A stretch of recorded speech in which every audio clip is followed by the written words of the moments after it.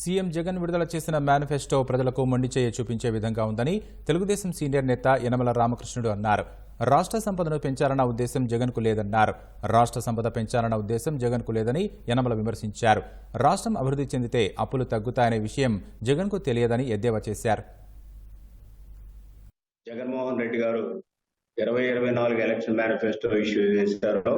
అదొక ప్రజలకి మొండి చేయి చూపించినట్టుగానే ఉంది. ఎంచేతంటే 2019లో ఇచ్చిన మేనిఫెస్టోలో దాంట్లో ఏవి కూడా అమలు జరపలేదు.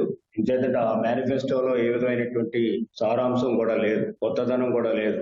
మరొకవైపు పచ్చి అబద్ధాలు 99% నేను అమలు జరిపానని చెప్పడం అనేటువంటిది చాలా సత్యపూర్వమైనటువంటి విషయం. ఆర్థిక అభివృద్ధి జరగకపోతే రాష్ట్రంలో ఏ విధంగా అభివృద్ధి చెందుతుంది రాష్ట్రం అనే దానికి సమాధానం చెప్పాలి. అయితే 2018-19 వచ్చేటప్పటికి రెవెన్యూ డెఫిసిట్ 0 అవ్వాలనేటువంటి ఆశయంగా పెట్టుకున్నాం. ఇప్పుడు జగన్మోహన్ రెడ్డి 5 సంవత్సరాల పరిపాలన చూస్తే, ఎకనామిక్స్ చేసినట్టు చూస్తే రెవెన్యూ డెఫిసిట్ ప్రత్యేకంగా 3.5% వెళ్ళిపోయింది. రెవెన్యూ ఎక్స్పెండిచర్ పెంచారు కానీ అధికారులకు జీతాలు ఇవ్వడంలో కోతలు పెట్టారు. సరైన సమయంలో జీతాలు ఇవ్వలేకపోయారు.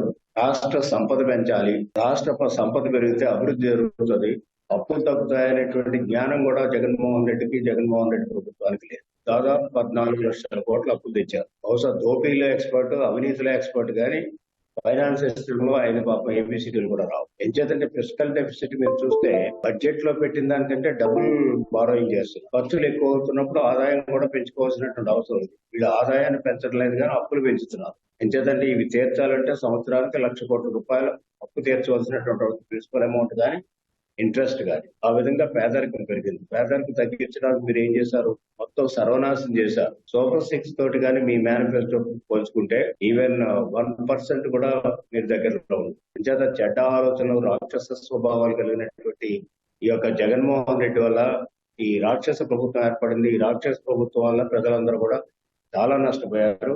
మన పిల్లల భవిష్యత్తు బాగుండాలంటే మనం జగన్మోహన్ రెడ్డిని అధికారం నుంచి తప్పించడం అనేటువంటి ప్రధానమైన అంశంగా ప్రజలు గుర్తించవలసిన